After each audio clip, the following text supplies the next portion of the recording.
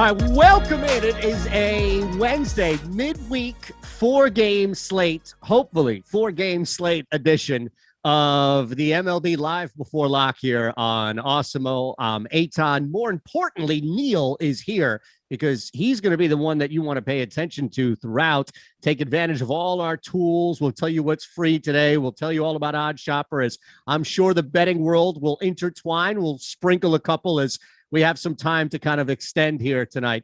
And we'll look at these games game by game. We'll dive in. Neil's going to find a ton of value for you out there. So you know what? All we ask, thumbs up, subscribe, and we'll get things going. Tyler is producing, so credit him for all the good things going right here on the show. And I'm sorry. I know we have to talk about baseball, but it would be criminal of me to smooth over by not even mentioning what you went through last night, Neil. So, oh man.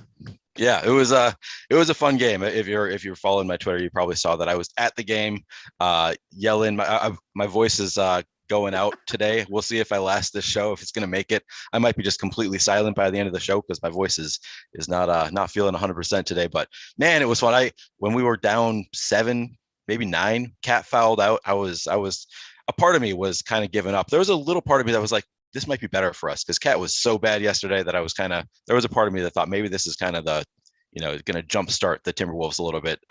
Luckily it seemed to. I mean, they started playing so much better without Cat, and yeah, that was exciting. I went out to the bar. I found I started going to, there's a Lowe's hotel bar that's like in the walkway by the Target Center, and okay.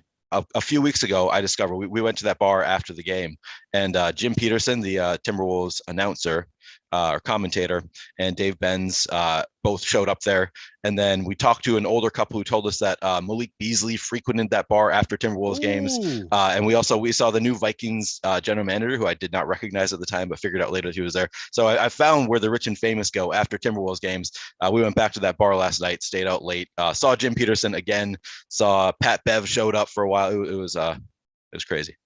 Now, you just outed that bar. So this is like the Seinfeld episode where they spoofed the, yeah. Right, exactly right. No. So that's amazing. Everybody's going to be watching there. Yeah. Moving forward. No, I hilarious, man. Hilarious. So at the game, I have to ask you, that was the most memorable sporting event you've been to since what?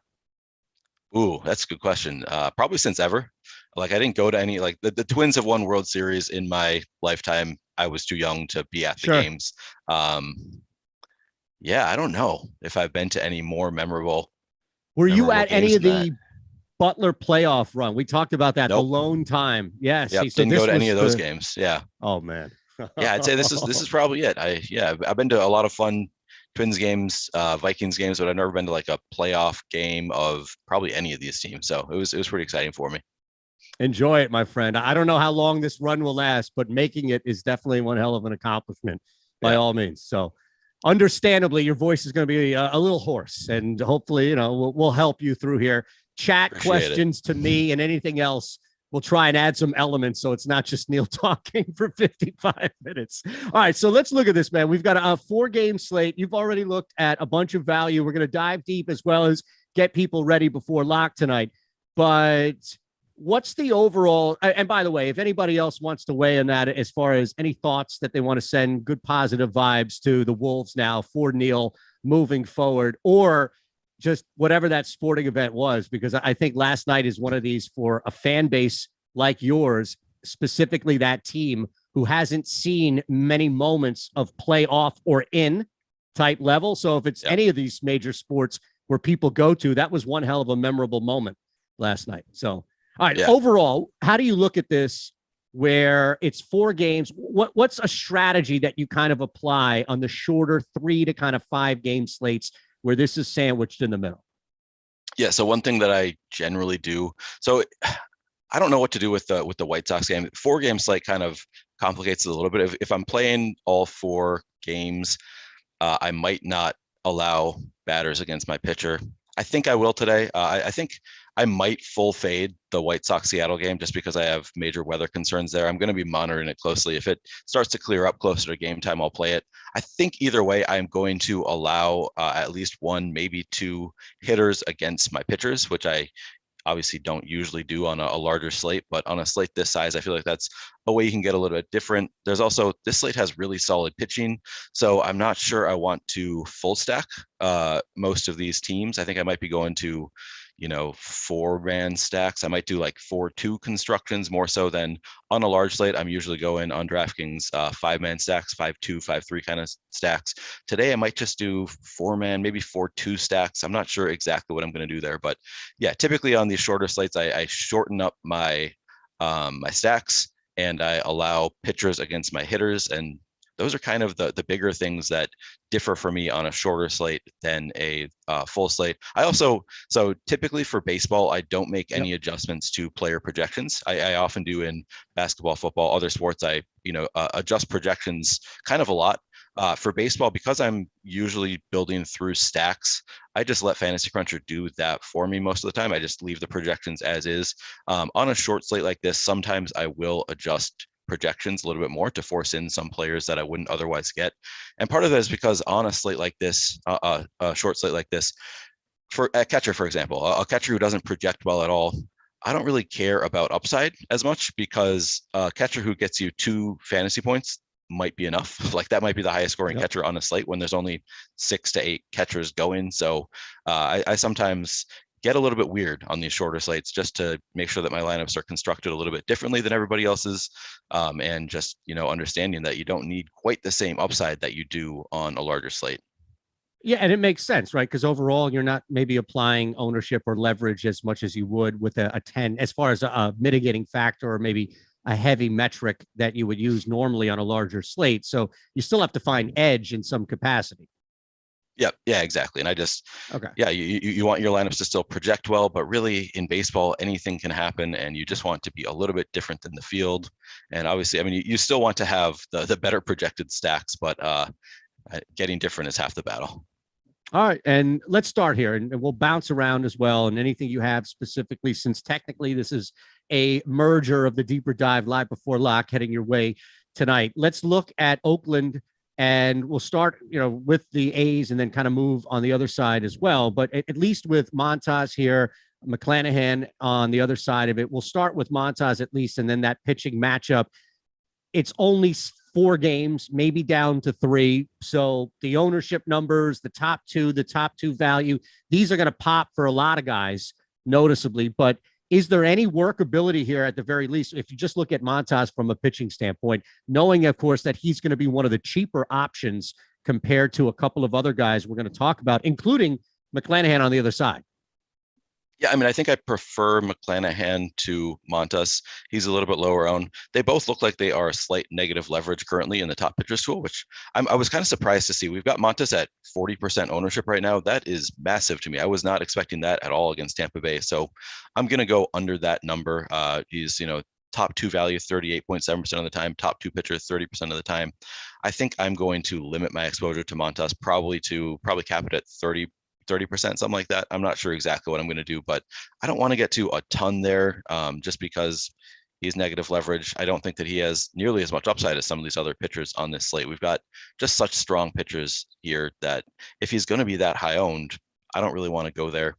It's a spot where if you were going to be super low owned, I would want to force in some just because, you kind of got to get a little bit different. But when he's at 40%, he's the second highest owned pitcher on the slate in kind of a tough spot against Tampa Bay.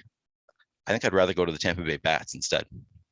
All right. So as far as it, even if you're just looking at it from the standpoint of, the broader picture, Neil, when you're looking at the A's bats, if you're just looking to take advantage of McClanahan, knowing that you'd rather go to him over Montas, is there any opportunity here for the A's stack? Now, we don't have them projected high as far as our top stacks tools.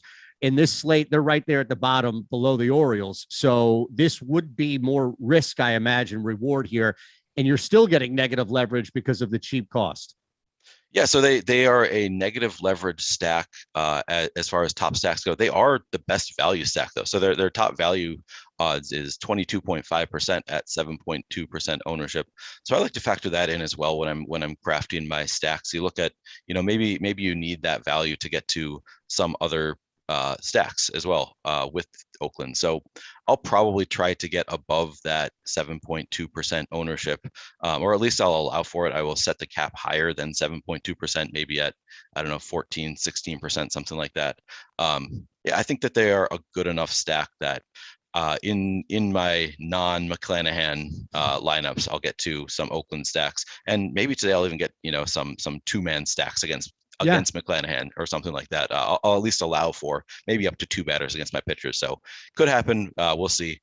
Yeah, I think that I'll be playing a fair amount of Oakland just because they are a good value. They're not a great team, obviously. I recommended them a few days ago, and people, I think, mistook that for me saying I think Oakland's like a great team. I'm not trying to suggest that Oakland is a very strong team, but this is a short slate coming in at 7.2% on the stack on a 3 to 4 game slate. That's just so low to me that I'd rather get above that. I think I'm going to try to get at least 14% or so.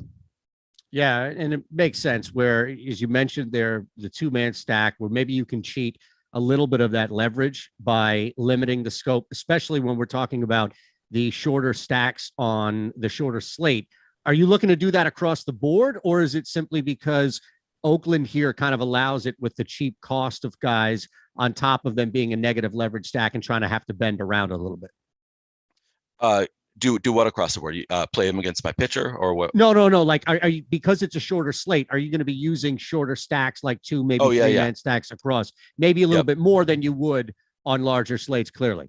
Yep. Yeah, exactly. Across the board. I think the one exception there might be that I might create some 5-man stacks for the Brewers, just because I could see them getting to the Baltimore bullpen, and I could see a 5-man stack completely going off for the Brewers. But other than the Brewers, I think that I'm going to be mostly limiting myself to 4-man stacks, maybe 4-2 builds. I haven't quite decided, but I think in general, I'm going to be across the board doing slightly shorter primary stack, and then maybe even my secondary stacks too.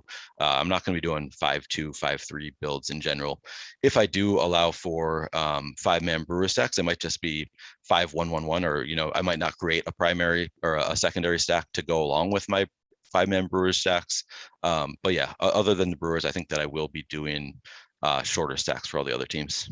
So I assume under the field at the 39.5 we have projected on DK for Montas ownership is going to be similar to the 29.5, 29.6 that we have projected for McClanahan. Yeah, I think, man, I like McClanahan better than Montas just because it's a better matchup. So I might allow myself to get up to that ownership number right around 30% for McClanahan. I talked about it yesterday a little bit. So in general, I'm trying to get different more often with batters than pitchers. So I don't limit myself as much with pitchers in general. I think that I'm going to with Montas here just because he seems so overowned to me. But usually I'm a little bit less restrictive with my pitchers than I am batters, just to allow myself to, I get different with the batters and kind of let the pitchers fall where they may. I set generally a cap for all of my pitchers at either 30%, 40%, depends on the day. Sometimes it's higher than that. Maybe on a 3-game slate, I will set a higher cap on exposures for all of the pitchers, but just Montas, I just don't see that he has quite the same upside with all of these other great pitchers playing on this slate. Then I don't see the need to get to a ton of Frankie Montas, but yeah, we'll see. I'll probably cap him at 30, 40%. McClanahan, I don't know. I like him better than Montas. I'm struggling with this a little bit because I trust McClanahan more than Montas. Right. Even though he is negatively leveraged, I think that I'll probably set both. I'll probably set McClanahan's cap at 40, 50% and Montas at 30, 40%. All right. Now, looking at the opposite side of this, we talked about how Oakland, because of their insane value, still negatively leveraged. This is without a doubt Tampa we have projected with the most leverage tonight. Unfortunately, you're going to be spending up a lot. So maybe countering the field is simply just, as you mentioned, being somewhat frugal with pitchers or cost selective here, but applying at least Tampa, knowing that you're going to get a lot with leverage, even if it's 2 to 3-man stacks that you can build throughout. Yeah, no, I think that I'm going to be playing plenty of Tampa. You could do 5-man Tampa stacks too. I don't think that I'm going to force it in there. I'm not going to create my stacks for 5-man, but if I do 4-man stacks, there's a good chance I'm going to end up with some 5-man Tampa stacks anyway, just because they look really good. They positive leverage, 8% projected ownership. 10.6% top stack odds. They are only the top value 4.9% of the time, which is pretty low on a 3-4 game slate. I should stop calling this a 3-4 game slate. According to our tools right now, this is a 4 game slate. So that's why those would probably go up if we lose that Seattle White Sox game.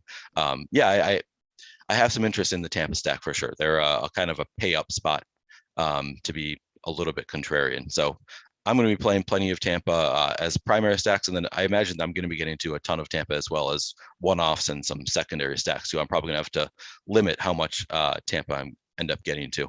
We just got the Brewers lineup, looks like.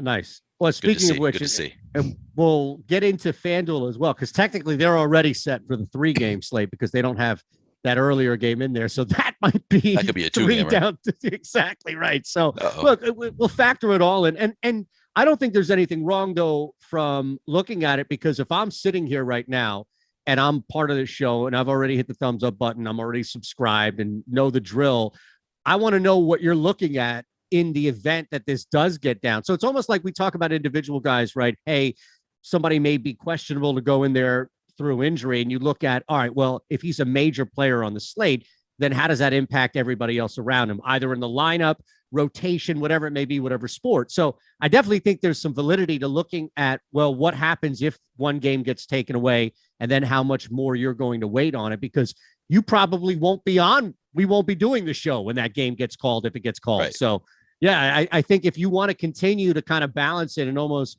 we can look at it where it's like, all right, in the event that that later game does get canceled, things are going to shift significantly. And maybe that is the case for the earlier game at 6:40 Eastern, where you're not going to know probably at that time either. So you may have to build a couple of rosters accordingly, depending on basically splitting, almost like, okay, in the event that this does get canceled or not, the later game. Yeah, no, it's an interesting dilemma. I mean, I can see playing it either way, just playing it like it is going to be a full go, because it's an interesting game for sure. I mean, I haven't seen anybody or heard anybody say anything good about Dallas Keuchel today. I would have some interest if the game does play, just because he is the cheapest pitcher on the board at 5,200 in a decent matchup against Seattle. And he looks great in the top pitchers to only projected for 1% ownership, top 2 value 20% of the time. So, both stacks look pretty good too. So I would definitely have some interest if it plays. I think that it's kind of a wait and see spot. So it does make sense, I guess, to talk about it both from if it's a 3-game or if it's a 4-game. It's a little bit hard to, figure out what adjustments you're gonna have to make, because I don't know exactly how the stack percentages, the ownership are going to change if that game does get taken away, because currently there's a lot of ownership going to that game. We've got the White Sox stack at 16%, Seattle at 20%. So, and that's part of the reason that I'm interested in fading it, is if people are not going to get off it, then I would rather do so. My guess is that some people will, and maybe the ownership will come down, but currently it's, the highest, I think it's the highest owned game on the slate. So it's kind of interesting to think about it both ways. Yeah, and even from a pitching standpoint, again, we'll touch on it a little bit later. You mentioned Keuchel at the bottom, but Robbie Ray's jammed right in the middle as well, getting nearly 25% ownership. So that was going to impact from a ripple effect. You mentioned the Brewers out. Let's look at the pitching matchup first, Neil, and kind of how you're approaching this. Now, Burns is right there, especially on DK, where you're going to have that second pitching option. So over 50% of the field getting to Burns tonight, pretty much locking him in as one slate. You mentioned on one slot, pardon me, you mentioned trying to find some variety or just value, right, on the bat side. So that 50.4 that I see last projected from DK tonight, are you kind of around that? Maybe a little over, depending on how you're building bats? Yeah, I feel like I'm probably going to want to be under on Burns. He doesn't look great in the top pitchers duel. He doesn't look that bad. I mean, all things considered, he's top 2 pitcher 44.6% of the time. That's not that much lower than the 50.4% projected ownership. I think I'll probably cap him at 40% or so.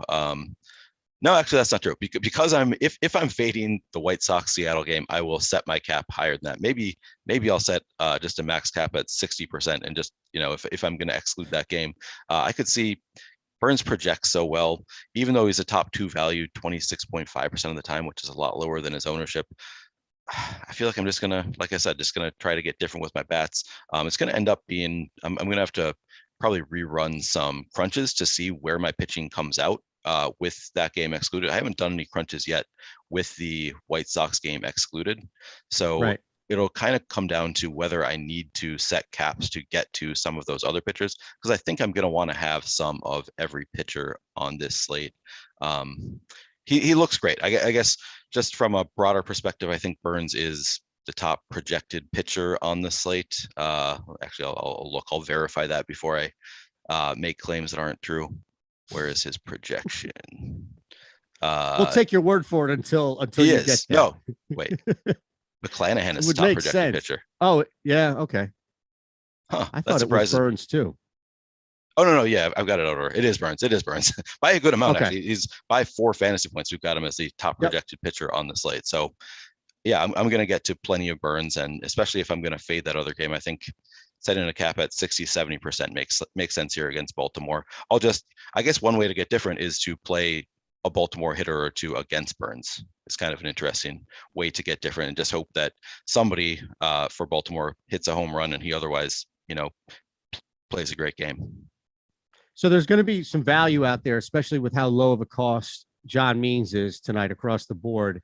I do want to get to Burns on the FanDuel slate as we can start looking at that alone. And, 42.7 we have. So there is some value, as he's not at the bottom by any means with that 42.7% projected ownership on FanDuel. So I don't know how much, where you're only taking one guy and you're building multiple lineups tonight, Neil. I don't know how much that changes your approach to Burns, who's going to be upwards now to 10.4. So there's more salary clearly that you're spending, but you're not losing. It's not like the guys at the bottom of this list, even like Robbie Ray and Garrett Cole, two guys that are also spend up options below him from a value standpoint.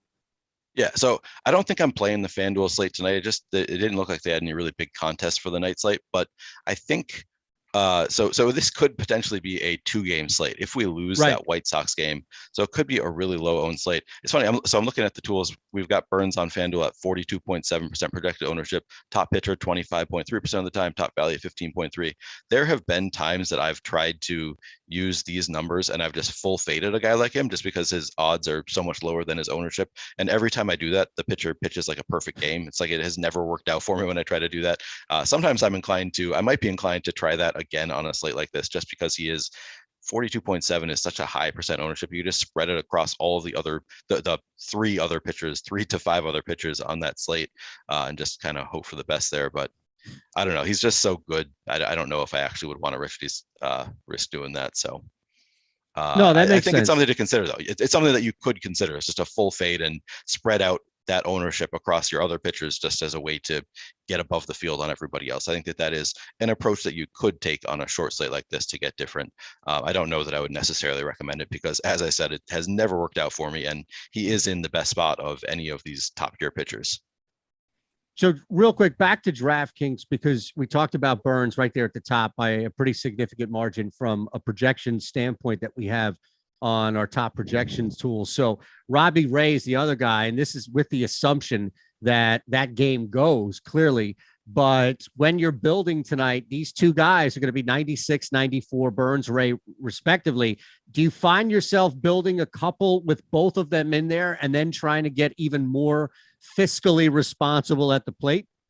Yeah, I think that's totally a reasonable approach. Not a lot of people are going to do that. I'm guessing that it's not going to be a very popular combo. So I think it would definitely make sense if you want to try to just pay up at pitcher. You probably will need to be pretty unrestrictive then with your stacks if you're playing both of those guys. Like, it's going to be hard to get to full stacks that look good if you're playing both of them.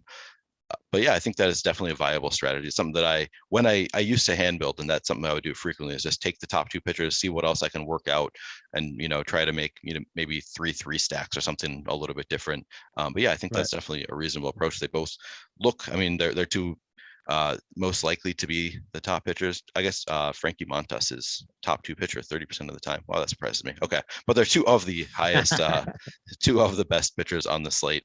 We've got Robbie Ray at only 24.4% ownership. So you like that. He's top pitcher 28.9% of the time. I think he looks solid. So I could see building some Burns Ray stacks and getting different with the batters. All right. 2 quick things here as we move on. First off, if you're not following at Player Q DFS is Neil on Twitter at Shander Show for me. Actually, 3 things. 2, we want you to hit the thumbs up button. Make sure you're subscribed. Take advantage of what we have going on here as we've extended our $1 MLB Weekly Express Pass now for 2 more days. So it's good through April 13th. That's actually today. What am I talking about? Now, right? So we've already extended it from the 11th to today. Player rankings, ownership rankings, everything we're talking about, everything that we're referencing is part of this $1 MLB Weekly Express package. Use our promo code FASTBALL. It's all one word. It's caps when you check out. And then all you need to do, click that link below as you see it. The $1 Awesemo Plus MLB Express Pass. Use our promo code FASTBALL, and you can just jump in right away. Take full advantage of that today, and you can start using everything that Neil and I are talking about, more so what Neil's talking about, but our tools out here. And then 3rd, let me just say this. I am an idiot.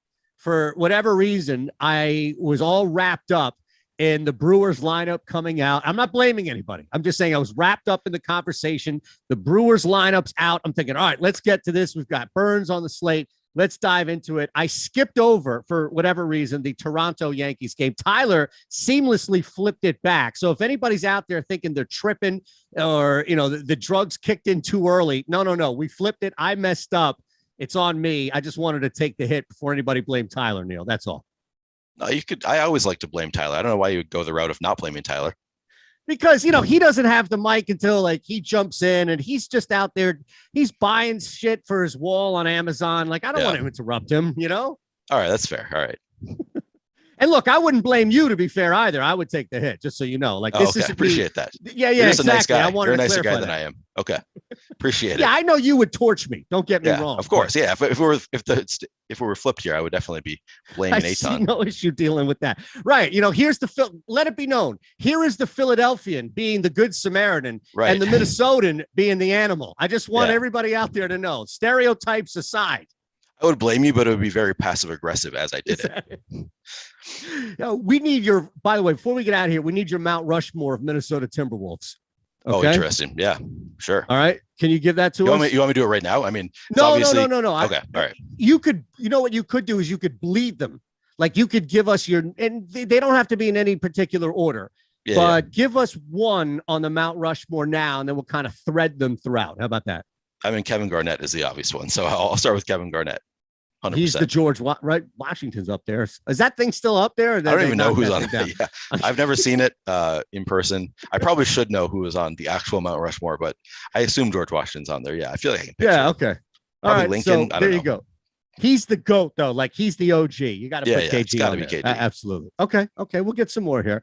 Now, let's look at Johnny Meads here on the flip side, because we talked about a little bit of value, and clearly you're going to get that 6K on the slate, and the value is through the roof because you're only getting about 20% ownership. Now, Dallas Keuchel is going to be the clear anomaly here because nobody is getting to him by any means, but Means is picking up. I shouldn't say Means and then Means, but nobody's getting to Dallas Keuchel, but Means is picking up some decent ownership as that cheaper second option on DK tonight. Neil, are you kind of with that, or maybe fading him a little bit more than the 20% to the field?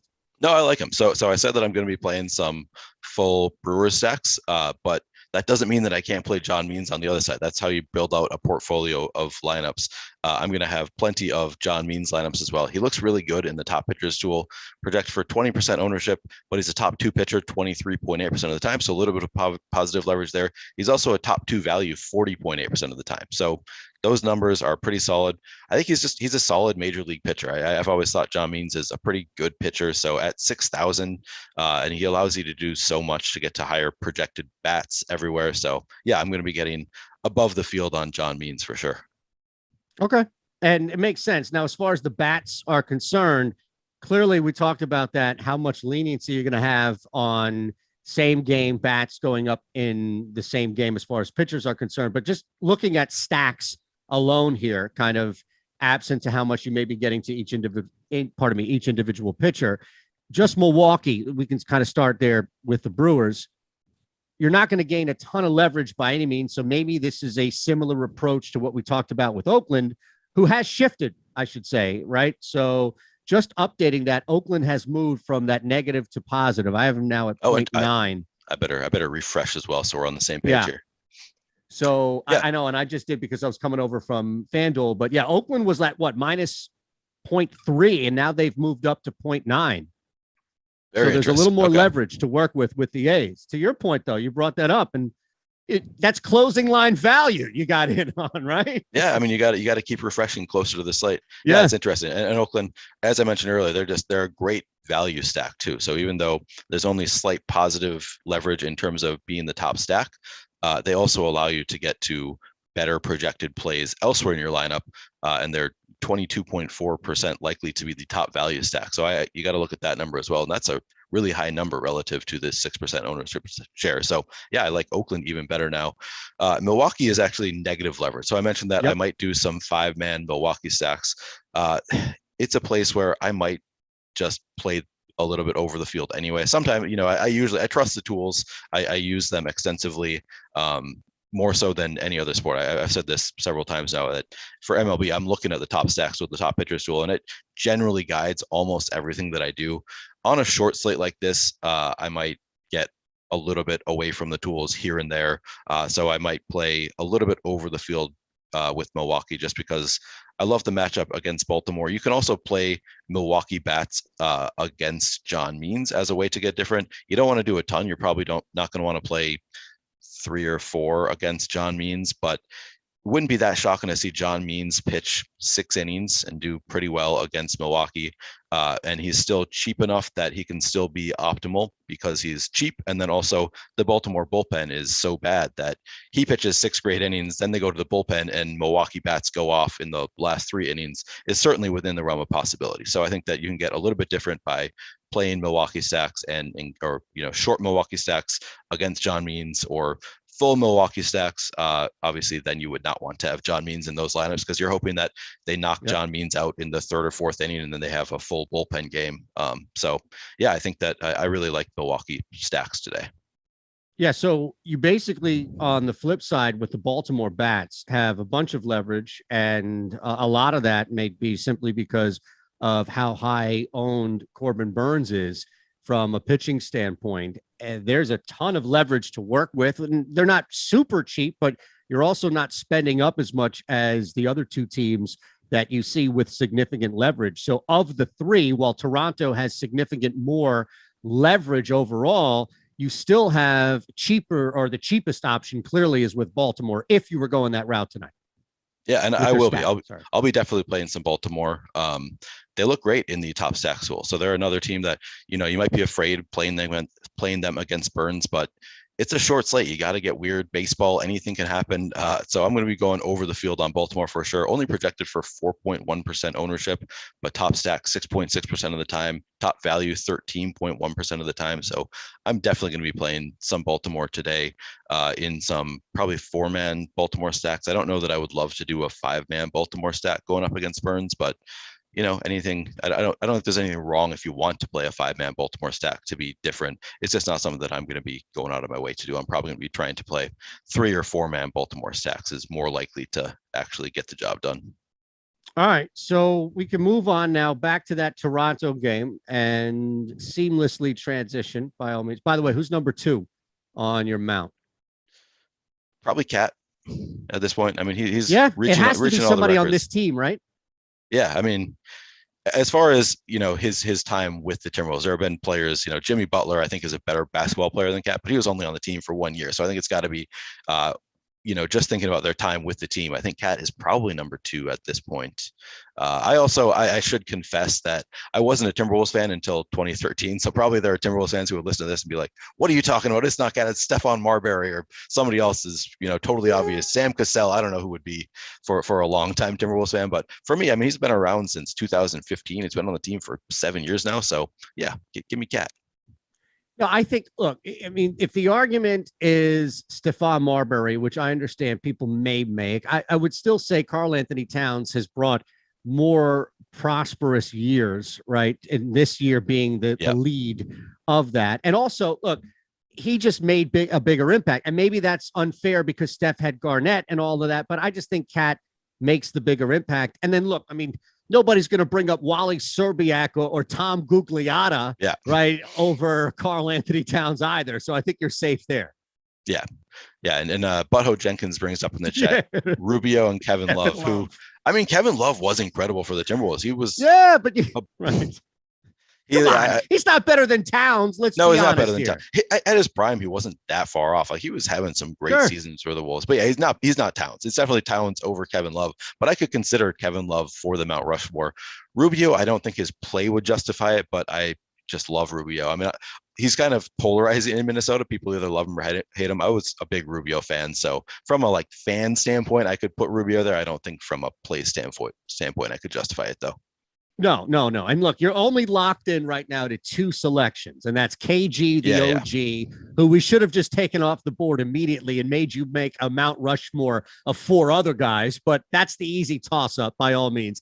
And then you're locked in now to Cat, which I'll defend till the end of the show and beyond, that he definitely needs to be up. He has to represent what they've done this year. It's not going to be Russell. It's not going to be Anthony Edwards. It's just Karl Anthony Towns is the man. He's the face. Yeah. So all good.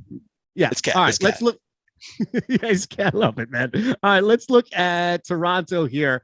We'll start with the pitchers because, as I referenced earlier, there's going to be a lot of activity with the bats and all the leverage that you can find from a stack standpoint. But just looking at this from the Toronto Yankees pitching standpoint, you're going to pay up for Gerrit Cole. We'll talk about him in a sec here, Neil. But as far as Jose Berrios, a little cheaper of an option, not very much owned at all. If you take Dallas Keuchel off this slate because of that 1% projected ownership we have tonight, it's Jose Berrios at the bottom. And you're not even gaining a ton of value on top of that with him being so low owned. So let's start with Berrios and really how excited you are about him.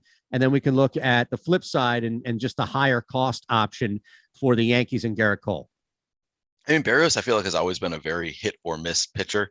There was at least a couple years with the Twins, and I don't know if this was just a sample size thing, but he pitched a lot better on the road, which you don't really expect. And this is a game at Yankee Stadium. So it's kind of interesting. I definitely have some interest in both of these pitchers. Berrios has always been kind of a high upside arm, and he is at only 7,800. 14.7% projected ownership. I mean, that's the most important part to me. 14.7% projected ownership for a pitcher who can strike batters out. He's a top 2 pitcher 18.2% of the time, top 2 value 17.2% of the time. So I actually do have some interest in Jose Berrios. It's obviously terrifying. You don't really want to play Jose Berrios necessarily against the Yankees, but I think that he's an interesting enough play, and he has positive leverage that I'll probably force myself to get over the field on Jose Berrios and just kind of not watch the game, I think is the approach you take with Jose Berrios. You put him in your lineup, you don't look at it, you hope for the best. I think that he's got the upside, especially at 7,800, to be in the optimal. Now, I know you're not playing anything on the FanDuel slate, and this might be an easy pass here because not many people are even getting to him. But if you were hypothetically playing in a big payout GPP, if you were playing in a big tournament tonight on FanDuel with this specific slate, and yes, we'll assume that the Seattle White Sox game is a go, you're building $150. Do you even get to Berrios at that 8.7 clip, let alone at all, right? Are you getting to him? Absolutely, I am. Yeah. Okay. I feel like you're leading me the other way, but no, I was trying to, and you caught it. You were trying to, it. but I caught you. Yes. I caught what you're doing, Eitan. Yeah. So he's projected for only 8.7% ownership. So that's a reason for me to get to him. I mean, you say nobody's playing him anyway, so you don't need to, but I'm like, if only 8.7% of people are playing him on a 3-game slate, that's where I want to get to a guy like Jose Berrios, particularly because he is 7,200. So he is the second cheapest pitcher. Could be the cheapest if we lose that White Sox game. So he doesn't even need to do that much necessarily to be optimal if the bats do well, put up high scores that if the high end bats do really well and you kind of need that cheaper pitcher, he doesn't need to do that well to be optimal. So yeah, I definitely have a lot of interest in Jose Berrios if I were playing the FanDuel slate in a large field GPP. So I should clarify that everything that I say, I'm talking about large field GPPs. It's a little bit different if you're playing small field GPPs, you're playing cash. I probably wouldn't be playing Jose Berrios there necessarily, but in a large field GPP, we've got him at 8.7% ownership. He's a top pitcher 13.3% of the time. He's a top value 21.4% of the time. So I love that leverage there. Those leverage scores for Jose Berrios. I would definitely have some interest at 7,200 on FanDuel. All right, now back looking at it from a DK standpoint, we can start Gerrit Cole. not gaining a ton by any means of guys we talked about earlier, especially a couple really the only one would be Burns as far as the pay up options. So we have McClanahan, Montas kind of slid in the middle, jammed in the middle as far as ownership. Cole is number 4. So if you look at the top 4 guys, anybody that's projected over 20%, I know that we are only talking about 8 guys total here, but if you were just to use that line, that 20% line, there's only 4 guys ahead of him. 2 are spend down, 2 are spend up. So if you look at Gerrit Cole, you're not getting a ton of value because of how he's ranked as our top 2 pitcher. So I don't know how you're approaching this from a field standpoint where he's kind of at the bottom of what we have projected for value, but he's also kind of in the middle of what we have projected for ownership. Yeah, it's a tough one for me. It's hard for me to figure out what I want to do with Gerrit Cole. I think that I just look at it from, not looking necessarily at these numbers. I just look at it from, he's Gerrit Cole and he's only 20% owned on a 3 or 4 game slate. I think I want to go over the field on him, even though it doesn't necessarily read out that way in the top pitchers tool, which I am usually relying on. We've got him projected for 20.3% ownership. He's a top 2 pitcher 22.8% of the time. So a little bit of positive leverage there. He's a top 2 value only 13.1% of the time. So he's a fairly neutral play in the top pitchers tool. And oftentimes I'll just try to get to about the field. But I think in this spot, just because it is so low owned, I'm going to just kind of use my instincts a little bit and go over the field on Gerrit Cole and just know that if he gets crushed, he gets crushed. Like, that's part of playing large field GPPs. You're going to be making a lot of bad lineups. A lot of your lineups aren't going to have a chance, but I think that he's got pretty high upside. I mean, he's Gerrit Cole. He obviously has high upside, and he is the cheapest of the high end pitchers. So yeah, I think I'm going to be above the field on Gerrit Cole today. So the bats for Toronto, we kind of alluded to that earlier talking about Baltimore, but they're right there at the top. They have the most leverage, and it's almost by a full point. So I imagine you're getting to Toronto a lot tonight in some capacity. Yeah, correct. I'm gonna force in some Toronto stacks for sure. I probably am not going to be doing too many 5-man Toronto stacks, but definitely 4-man Toronto stacks. Only projected for 6.6% ownership. They're the top stack 10% of the time. The top value 7% of the time. They're the highest positive leverage stack on the slate. So yeah, I definitely have a lot of interest in Toronto, even though they're going up against Gerrit Cole. They're just such a scary team that I think it wouldn't be that shocking to see them knock out Gerrit Cole and, have a bullpen game. So yeah, I'm going to be above the field on Toronto for sure. And also in my secondary stacks, I'm probably going to do plenty of Toronto secondary stacks just because they have so many dangerous hitters. I don't know if I would play too many of them against Gerrit Cole. Maybe one. If you're hand building, I probably wouldn't go more than 1 Toronto bat against Gerrit Cole, just because he's expensive enough that you kind of need him to pitch deep into the game. You're not going to want the opposing team to do much damage. So I probably wouldn't go too overboard playing batters against Gerrit Cole from Toronto, but in your non-Gerrit Cole lineups, for sure, I think they're a dangerous team. So you're still gaining some leverage here, not a ton as far as what we've looked at with where they are on DK, but just flipping over, because I was curious to see where they would be tonight on FanDuel, Neil, and you can still gain some leverage with them, but of course, you're going to have the cheaper options with both Baltimore, and assuming, right, that this White Sox Seattle game is a go. It might change drastically if it's canceled, but if that is still a go, then you still have some leverage with Toronto. Does the strategy change at all? Or since you're still plus and it's a significant number at 2.5, you can apply it similarly on FanDuel with just one less player on the stack? Yeah, no, I think it's the same strategy for me. I mean, and they limit you to 4, which is kind of nice because I didn't want to play 5-man stacks anyway. Yeah, I definitely want to get to some Toronto stacks on FanDuel as well. It's very similar. I would try to get above the field there, and especially because it might end up being a 2-game slate, which I know we don't want to count on that. But if we don't get that news until after lock, if they say, oh, we're going to delay, and then it ends up being postponed, you can gain a lot by going over the field on the games that we're not worried about. So yeah, I would definitely get to plenty of Toronto on FanDuel too.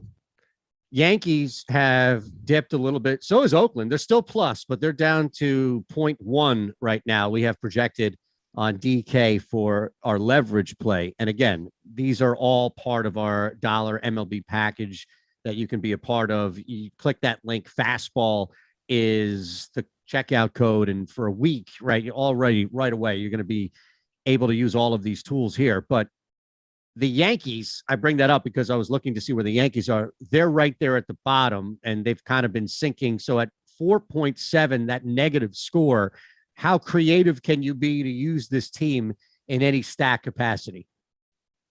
Yeah, I mean, I'm gonna want to be under the field probably on the Yankees, or if you're planning on this being a 4-game slate, I should say I would be under the field. I think my approach is going to be that I'm playing it as a 3-game slate, which means that they would be under owned most likely at 19.6%. So I'd probably actually get above that number. But yeah, I'm definitely I'll play some Yankees. They're always kind of a scary team. So in my non-Jose Berrios lineups, I'll definitely have some Yankees. I'm probably not going to be playing more than one Yankee in Jose Berrios lineups. But in my non-Berrios lineups, I feel like, as I've said, I feel like he's just kind of a hit or miss kind of pitcher. It wouldn't be that shocking to see the Yankees knock him out early and just completely go off. So I think the Yankees are actually a team that I might actually consider doing a 5-man stack too. There are not that many teams that I'm going to be building full 5-man stacks on this slate, but I think I might add them along with Milwaukee as a team that I would consider building 5-man Yankee stacks, because it just wouldn't be that surprising to see them get to Jose Berrios early and then have a full bullpen game. And they're just such a dangerous team that I could see them completely going off.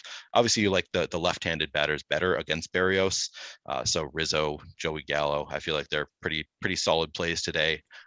Yeah, I'll be playing plenty of Yankees today, even though they're slight negative leverage. Actually, I mean, they're the most negative leverage team on the slate. So Yeah, I shouldn't undersell it, but they're 4.7%. They're over owned by 4.7%, 19.6% projected ownership, top stack 14.9% of the time, top value only 9.5% of the time. So you kind of have to pay up to play those Yankee stacks. And I think I'm going to be willing to. I'm probably going to be right around, maybe even over the field with the Yankees today.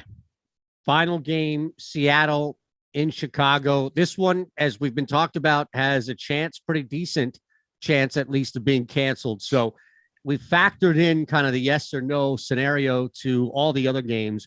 We'll do that here with this last game. But look, who's your number? We have to get 2 more. So we'll get 3 now, and then we'll get 4 on the way out before the NBA deeper dive. How about that? You want another one right now? Yes, please. Oh, yeah. Ant. I'm going to put Ant on mine. It's so early that obviously his career, he hasn't earned being on Mount Rushmore yet, but I love Ant. So a combination of the skill that I see him having and the direction he's going, and just my personal love for the man, I feel like Ant has to be on my Mount Rushmore. Now, would that be like me putting Tyrese Maxey on the Sixers Mount Rushmore? Or no, because the Sixers have such a long storied history. Like, there are so many you couldn't possibly put. The Timberwolves don't have that great of a history. Like, how many players can you actually put on the Timberwolves Mount Rushmore? Like, who's really eligible to be on the list? So I don't think it's as crazy as putting Tyrese Maxey on over like Julius Erving or Charles Barkley. Yeah, no, I don't think it's the same thing. Note that I didn't use the word crazy. You did, by the way. Okay, yeah, that's fair. No. All right, Seattle, short favorite on the road. Any interest on that? If this game is a go, and weather is probably going to impact in some capacity, but any interest in taking Seattle there as a short dog on the road in Chicago tonight?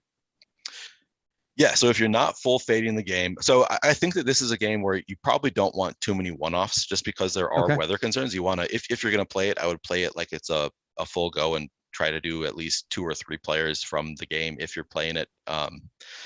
Yeah, I would have some interest in Seattle.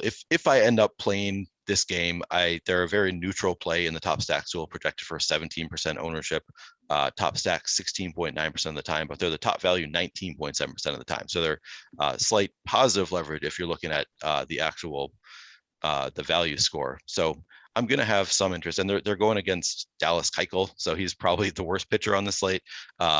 Yeah, I'm going to have interest in Seattle if I end up playing that slate, just because they've got the best matchup. They are positive leverage in the tools. They might, if you decide to go the route of playing that game, you can think that it's probably going to go under owned because people like me might not play it. So you might want to actually play it more if you're thinking about playing that game. So yeah, I think it's an interesting play for sure. All right. So from, the pitching standpoint, they're both at the bottom, and you talked about Keuchel just being completely there at the bottom. This would be an opportunity to definitely fade the field and gain significant leverage if he does anything of value. Yeah, exactly. I mean, he looks actually incredible in the top pitchers tool, which is funny because it's kind of always how it works. Like the worst plays look the best in the tools because the best plays go over owned, and then the worst plays because of that go under owned. So I would definitely, if I'm playing this like it's a go, I would want to get above the field on Dallas Keuchel. He is the cheapest pitcher, so he allows you to get to lineup constructions that none of the other pitchers on the board get to, which is that's an important thing. You just got to find the cheapest pitcher that allows you to get to different constructions, especially if he's only 1% owned. Yeah, there's a lot of positive leverage to be had there. He's one of the top 2 pitchers 6% of the time. That's a big difference between 1% and 6%, and he's a top 2 value 20.6% of the time. So I would have some interest. I don't care that he's bad. It's a fine matchup against Seattle. And I think that he's a major league pitcher. He's been in the league for a long time. He can get through the rotation a few times. So I would definitely have interest in Dallas Keuchel if I end up including this game in my pool, which I'm unsure if I'm going to do that yet. Sure. Now, last would just be to look at Robbie Ray because you can gain a little bit more, but there's going to be the spend up option. So I don't know if it's worth the risk there with the cost at least. Yeah, it's tough because then I guess I'll have to look closer at the weather because I'm not sure if we have concerns about in-game delays because that's you usually don't. I like to avoid pitchers when I have concerns about the game ending early too. I have less of a concern about Dallas Keuchel because he's the cheapest. If he gets through 4 innings, he could still be optimal, like without getting through a full game. Robbie Ray, you really need him to go at least probably 5-6 innings to be optimal. So if we have concerns about an in-game delay, I would be kind of wary of playing Robbie Ray just because he is 9,400. If you're not concerned about the weather, it's a not great matchup against the White Sox. He looks decent in the tools, 24.4% projected ownership. That's not very high for a pitcher with Robbie Ray's upside. He's a top 2 pitcher 28.9% of the time, top 2 value 16% of the time. Yeah, I think that I'm probably going to be fading Robbie Ray, maybe along with the rest of the game, but he's always got that upside. So I think if you want to play the game, there's nothing wrong with going to Robbie Ray. White Sox going to be the best leverage stack that you have on the table there. 3.8 their score.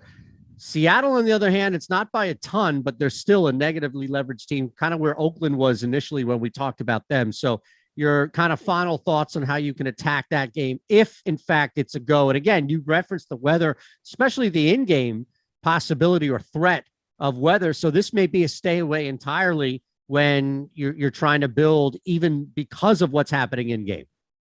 Yeah, I mean, it's a complete wait and see. Like I'm just going to be watching the weather, reading what I can about the likelihood that the game plays, the likelihood that it plays a full game, waiting to see if there's any like a late start, something like that maybe will allow it to be a full go. I don't know. It's hard to know what to do with the game 2 hours before lock, just because we don't really know what's going to happen weather-wise there. But I think I'm currently inclined to fade the game, but I'm going to be watching because it will be a good leverage spot if things start to clear up late and nobody else wants to play it. Everybody's a little bit afraid of it, and then it starts clearing up. If it does clear up close to the game, then I have interest in both of these teams for sure. I mean, Seattle, slight negative leverage in the top stacks tool, but then from a value perspective, they actually have a little bit of positive leverage. And then, like you said, the White Sox have the most positive leverage on the top stacks tool, although slightly negative leverage in the top value. They're still the White Sox. I mean, they're a dangerous team too. So I would have interest in both of these teams if it does look like things are clearing up closer to game time. Currently, I think I'm planning on fading it, but you can definitely find some leverage there. And if it's a go, it's a game that could go off. So it's all about risk tolerance, I guess. Yep. Makes sense, brother. All right. You have to leave us with your final position, place, face that we would carve out on the Mount Rushmore for Minnesota, and Tyler can bring on the NBA deeper dive coming up next with Boss Man, as you definitely want to stick around with Alex and Adam coming up. Well, anybody who knows me knows that I can't make a Timberwolves Mount Rushmore without putting Gorgie Jeng on there. It's got to be Gorgie Jeng. I love the man. He's maybe my favorite, maybe my second favorite Timberwolves player of all time. He does good. He got a big paycheck and then he gives it all back to Senegal. So yeah, I love Gorgie Jeng.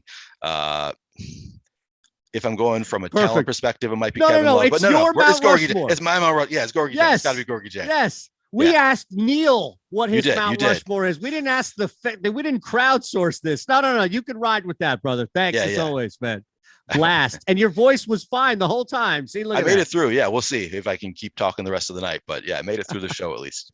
All right. We appreciate everybody else hanging. Again, hit that thumbs up button. Make sure you're subscribed here as well. The Odd Shopper channel. For Neil, for Tyler producing. It's the Deeper Dive NBA version coming up next. So we'll see you soon. Thanks.